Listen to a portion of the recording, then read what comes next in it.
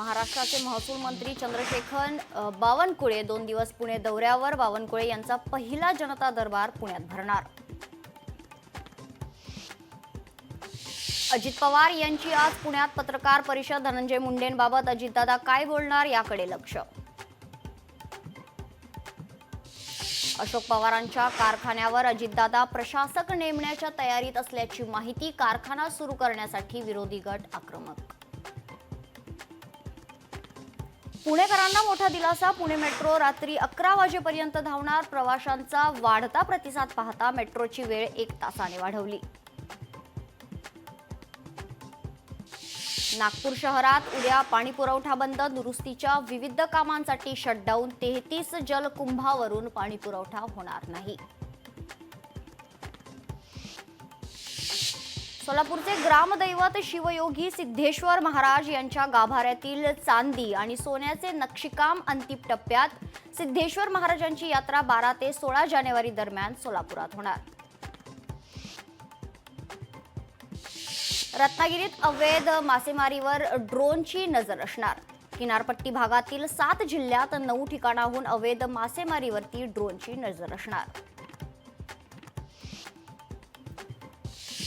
कोकणातील अवैध मासेमारीवर ड्रोनचा वॉच। मत्स्य व्यवसाय आयुक्त कार्यालयात नियंत्रण कक्ष। अवैध मासेमारीवर 9 ड्रोनची असणार नजर। कोल्हापुरात विमानतळ भूसंपादन बैठकीत धक्कादायक घटना। प्रकल्पग्रस्ताने अंगावर डिझेल ओतून आत्मदहन करण्याचा केला प्रयत्न। छत्रपती संभाजीनगरमध्ये गॅस किटचा स्फोटात 3 जण गंभीर जखमी। जखमींवर घाटी रुग्णालयात उपचार सुरू। नाशिकमध्ये नायलॉन मांजाने 25 वर्षीय मुलाचा गळा कापला। तरुणावर खासगी रुग्णालयात अतिदक्षता विभागात उपचार सुरू। छत्रपती संभाजीनगरमध्ये नायलॉन मांजामुळे 8 जणांचे कापले गळे। नायलॉन मांजाने 18 दिवसात 8 जणांचे कापले गळे।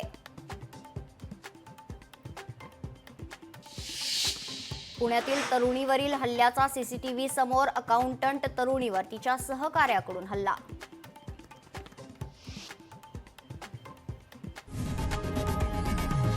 लोकशाही मराठी ऐका, पहा, जागरूक रहा।